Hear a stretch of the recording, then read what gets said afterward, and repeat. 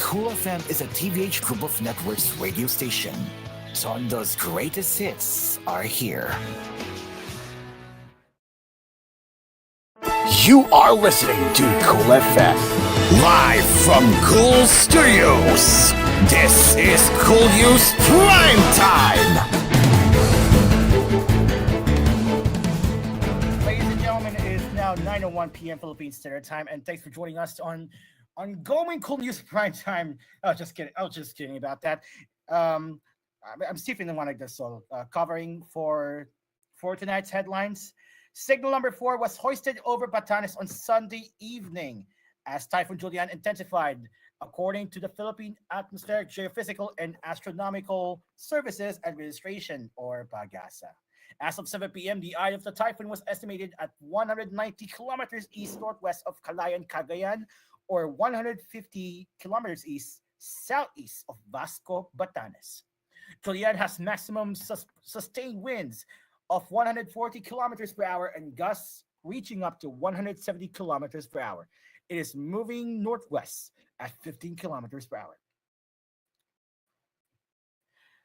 Speaking of which, President Borgo Marcos Jr.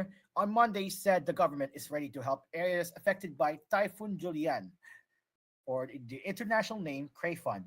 He said in a chance interview in Tarlac, "I was supposed to go to Ilocos yesterday, pero wala na. Yung weather, sumama na ng husto bagsak ng ulan. So we're just watching it and seeing what will be needed pagkatapos ng pagdaan ng bagyo." He added, "We're still having to wait for the water to come down and to do everything for the water to come down. Pero hindi pa ito. Mag-intensify pa ito." Based on the State Weather Bureau's latest tracked monitoring, Typhoon Julian was last spotted over the coastal waters of Sabtang Island, Batanes at 1 p.m. It carried maximum sustained winds of 175 kilometers per hour near the center and gustiness of up to 240. Oh, that's better. 240 kilometers as it moved 15 kilometers west-northeast westward. As of 2 p.m., tropical cyclone wind signal number 4 was raised over the Batanes Islands, with signals number 3 hoisted over the Babuyan Islands. For now, the updates on the typhoon continue to develop, but meanwhile, still with us from President Ferdinand Marcos Jr., he has already picked a replacement for Interior Secretary Ben-Hur Abalos Jr., who is set to leave his post for his senatorial bid. He confirmed when asked by reporters in a chance interview if Abalos already has a replacement. Marcos, however, refused to name the new Secretary of Department of the Interior and Local Government, or the DILG, saying he would wait for Abalos to formally file his certificate of candidacy. The president said, I don't want him to feel that we're already pushing him out, considering especially that he has done such a good job as Interior Secretary. So when he will file, we will also announce his replacement." Asked if he has a shortlist for the potential replacement, Marcos said, "Kakaunti lang, now there are 2. Abalos is running as senator for Marcos-endorsed senatorial slate under Alianza para sa Bagong Pilipinas. He also inaugurated the country's first lithium battery factory in the Tarlac province. The opening of STB Gigafactory incorporated a manufacturing plant of advanced lithium iron phosphate batteries used in renewable energy and electric vehicle industries is a milestone for the country, especially in creating a sustainable, innovative, and transformative future. He said this promises to be a first step in all that we are hoping to do, not only to help and create jobs for Filipinos, not only to bring a transfer of technology to the Philippines, but also we now are able to do a very solid and serious step in mitigating and adapting to the climate change. It sends this message to the world. The Philippines is now ready to innovate, to lead, to become the go-to destination for high-tech, high-impact investments. He added, as the first manufacturing plant in the Philippines for advanced iron phosphate batteries, often used in renewable energy and electrical vehicles. The SDB Gigafactory sets the stage for the Philippines to become a player in clean energy storage in our part of the world. In Southeast Asia, in our region. According to Marcos, SDB Giga will be producing 2 gigawatt hours of batteries annually once it hits full capacity by 2030. Oh my goodness, what is going on? Which is equivalent to around 18,000 electric vehicles and almost a half a million home battery systems. It will also create 2,500 direct and indirect jobs for Filipinos by 2030. In terms of economy, the factory is expected to contribute 5 billion annually. Marcus said the factory could entice more investors in renewable energy as the facility will run in tandem with the country's renewable energy landscape. He also noted how the STB Gigas plan to enter the electronic vehicles product market in the coming years align with the country's plans to reduce its reliance on imported fuels. The president said, "This certainly aligns with our plans to develop the country's EV industry and produce locally made EVs and EV components, reducing our reliance on imported fuel." Going back to the lawmakers coming from the House of Representatives, the lawmakers believe that dismissed Bamban Tarlac Mayor Alice Go's agitation during the latest House of Representatives Quad Committee hearing was a sign that something about her true personality was revealed.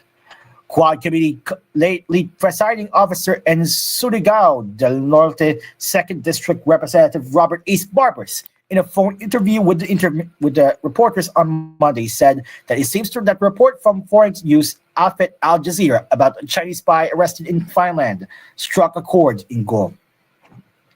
Go appeared visibly agitated and lost her cool when Davao Oriental 2nd District Representative Chino Almario presented the Al Jazeera report about Chinese spy Zhejiang, who claimed he funnels funds to Go Huaping, believed to be Go's true Chinese identity for her election campaign in Tarlac.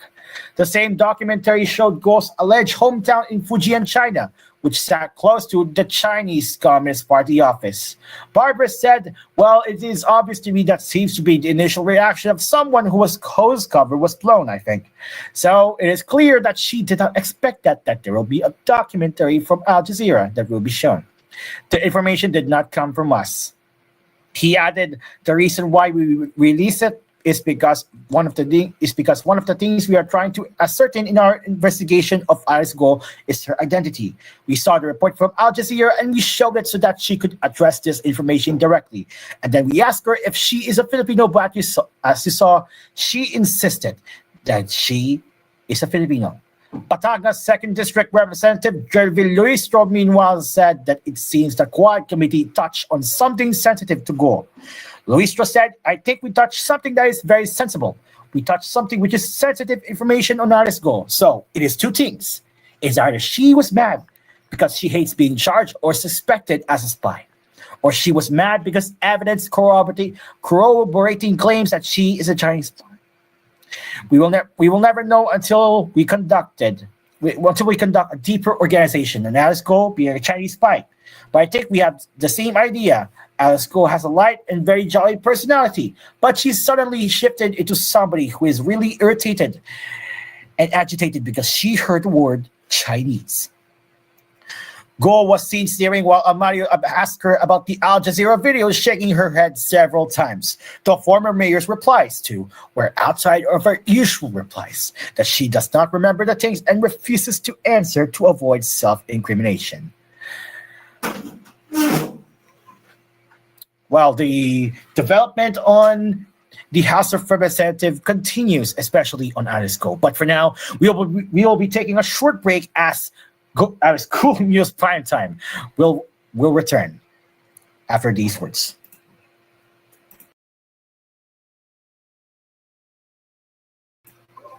Where's Derby?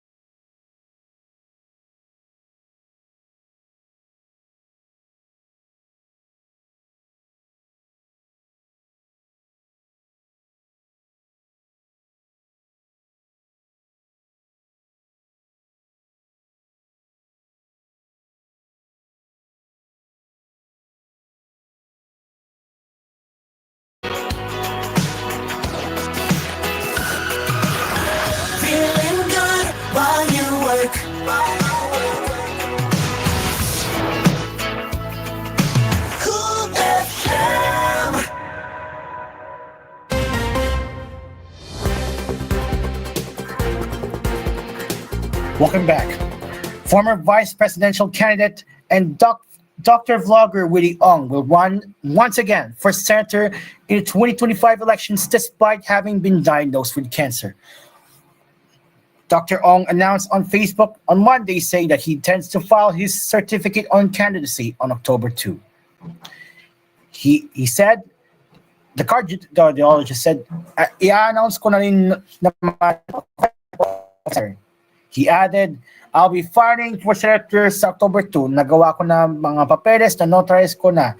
Si Doc Dizan nasa airplane na ngayon. Siya ang mag-file sa akin pero ako ang tatakbo. He added, first miracle, I have to get well. Second, tatakbo tayo ng walang pera. Kung hindi manalo, edi sorry, but I'll give it my best shot. The Dr. Vlogger said he would go for the campaign season and elections in the cleanest way, adding that he would not be connected to any political personalities. Earlier, Ong revealed that he's battling sarcoma cancer. He disclosed on his YouTube channel the past several weeks ago, I have a large abdominal cancer. It is serious, but I will fight this battle. Ong was the running mate of then presidential aspirant and former Manila Mayor Isko Moreno in the 2022 elections, which the former mayor Isko Moreno and the former mayor and also the host of Tahanang Pinakamasaya will also intend to rerun for the mayoral post in Manila. Meanwhile, the Commission on Elections has given its regional offices in Northern Luzon the authority to extend the deadline for voter registration in areas affected by Typhoon Julian, or international name Typhoon.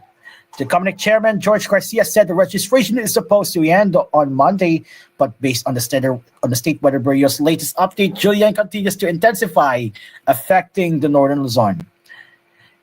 The Comelec chair said it in a briefing on Monday, ngayong araw ang katapusan ang registration of voters. Bagamat sinabi namin na di kami mag-extend ng registration, kasalukuyang binagbagyo ang mga kababayan natin sa Northern Luzon. Garcia announced kaya binibigyan namin ng authority ang aming regional offices doon. Sa kanilang discretion kung di ipagpapatuloy ngayong araw na ito ang registration of voters upang ito ay ma-reset sa ibang araw. Kung kakailanganin, halimbawa bukas, kaya nga lamang makakasabay ito sa filing ng certificates of candidacy. Earlier, Comelec informed the eligible voters that they can register at the office of the election officer or satellite registration office in their area from Mondays to Saturdays, including holidays from 8 a.m. to 5 p.m. Applicants have to bring one of the following: Philsys national ID card, postal ID card, PWD ID card, student ID or library card signed by school authorities, senior citizens ID, LTO driver's license or student permit, NBI clearance, Philippine passport, the SSS or GSS ID or any UMID card, PRC license, IBP ID, NCIP for ICCs or IB members, and any barangay ID with certification with photo. From Lucena City, the Philippine Coast Guard suspended sea travel on Monday morning in northern Quezon due to rough sea conditions caused by Typhoon Julian. The PCG station in Real Town announced the suspension of voyage of all vessels or watercraft flying the route within the respective areas due to the hoisting of Tropical Cyclone Wind Signal number 1 and the possible effect of the inclement weather. The PCG said in a public notice, all vessels are reminded to take precautionary measures and be extra vigilant in monitoring the movement of the typhoon if deemed to be affected by said weather disturbance. The PCG station covers the Polillo group of islands in the Pacific Ocean that host the towns of Polillo, Baldeos, Panukulan, Jomalik, and Patnanungan. Authorities said sea vessels that intend to take shelter shall be permitted as long as it is manifested through a written request and no passenger or cargo will be allowed on board. The PCG added voyage of vessels will resume until further notice and upon improvement of weather and sea conditions. Pag-asa reported in its 8 a.m. update that Julian was monitored over the coastal waters of Balintang Island in Kalayaan, Cagayan. Julian is moving 10 kilometers per hour, carrying maximum sustained winds of 175 kilometers per hour and gusts of up to 215 kilometers per hour. The As part of its flagship advocacy, Toka Toka, East Zone concessionaire Manila Water encourages its customers to take advantage of the monthly dislodging service offered by the company. Toka Toka is the first and only environmental movement in the Philippines that advocates proper management of wastewater in every household as an important share in reviving rivers and waterways. Before the scheduled dislodging in a barangay, Manila Water, through its advocacy managers and service area representatives, leads an information, education, and communication session to discuss the importance of regular dislodging of household septic tanks to the health of the community and the environment, and how the collected wastewater is treated in Manila Water's septic treatment plants, ensuring it passes stringent government standards set for effluent before being discharged back to water bodies. Toka Toka also calls for solid waste and segregation and connection of all households to a proper sewer line. In October, Manila Water's dislodging caravan will go around 67 barangays in the East Zone to provide septic tanks siphoning at no additional cost. Finally, for showbiz news, after several delays, the Miss Grand Philippines pageant has finally proclaimed its new queen this year, and she is CJ Opiaza of Castilleros Zambales. Opiaza bested 19 other aspirants to inherit the crown from last year's winner, Nikki Demora, at the culmination of the 2024 Miss Grand Philippines final show held at the Newport Performing Arts Theater in Pasay City on Sunday night, September 29. The country's quest for the elusive golden crown of the Miss Grand International pageant now lies on the shoulders of the new queen, who is set to leave for the global tilt in Thailand October 3, just a few days from her coronation as the Philippines representative.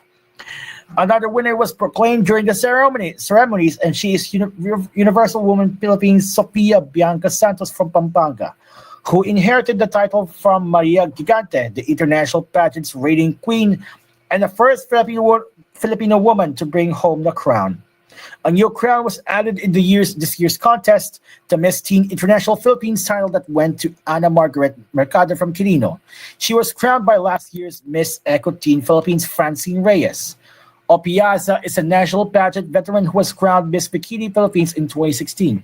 She also took part in the 2022 Binipining Pilipinas competition and was proclaimed as first runner-up in the 2023 Miss Universe Philippines contest.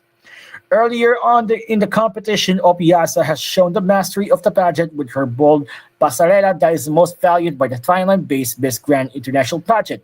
She was the heavy favorite to win the Miss Grand franchise and dominated the special awards: Miss Mestiza, Miss Photogenic, Miss Multimedia, Miss Aqua Boracay, and Best in Swimsuit. Finishing in as first runner-up was Juby Teresa Acosta from Manila, while Alexandra May Rosales from Laguna rounded up the winner's circle as the second runner-up. The 2024 Miss Grand Philippines pageant made a call for applicants earlier this year, but the final screening was postponed several times. Organizer ALV Pageant Circle of Talent Manager Arnold Vega Fria announced that the coronation was scheduled for August, but it did not push through last month. The ALV Pageant Circle is the third entity to hold the Philippine franchise of the Miss Grand International pageant. It was with the late pageant mentor John De La Vega for the first 2 years of the global tent, until Binibining Pilipinas Charities Incorporated acquired it in 2015. Vega Fria has been national director since 2023. No Filipino woman has ever brought home the Miss Grand International crown. The highest placement for the Philippines was posted by Binibining Pilipinas queens Nicole Cordoves and Samantha Bernardo, who finished as first runner-up in 2016 and 2020, respectively. Chris Christopherson, a Rhodes Scholar with deft writing style and rough charisma who became a country music star and A-list Hollywood actor, has died at the age of 88. He died at his home on Maui, Hawaii on Saturday, family spokesperson Evie McFarland said in an email. McFarland said Christopherson died peacefully surrounded by his family. No cause was given.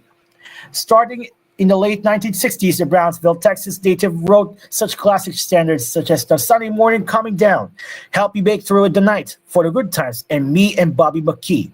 Christopherson was a singer himself, but many of his songs were best known as performed by others, whether Ray Price crooning For the Good Times or Janis Joplin belting out Me and Bobby McKee. He starred opposite Ellen Burstyn in director Martin Scorsese's 1974 film Alice Doesn't Live Here Anymore, starred opposite Barbra Streisand in the 1976 A Star Is Born, and acted alongside Wesley Snipes in Marvel's Blade in 1998.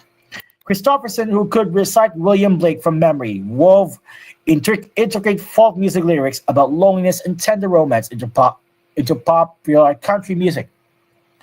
With his long hair and bell-bottom slacks and counterculture songs influenced by Bob Dylan, he represented a new breed of country songwriters along with such peers as Willie Nelson, John Prine, and Tom T. Hall. Christopherson retired from performing and recording in 2021. Occasional guest appearances on stage include a performance with Roseanne Cash at Nelson's 19th anniversary birthday celebration at the Hollywood Bowl in Los Angeles last year. The two sang a song Christopherson wrote, and Nelson, one of the great interpreters of his work, recorded the best-known version of. Nelson and Christopherson would join forces with Johnny Cash and Waylon Jennings to create the country supergroup The Highwaymen starting in the mid-1980s. He was also a Golden Gloves boxer and football player in college. With a master's degree in English from Merton College of University of Oxford in England, and turned down an appointment to teach at the U.S. Military Academy at New York to pursue songwriting in Nashville. He worked part-time as a janitor at Columbia Records Music Row Studio in 1966, when Dylan recorded tracks for the seminal Blonde on Blonde double album.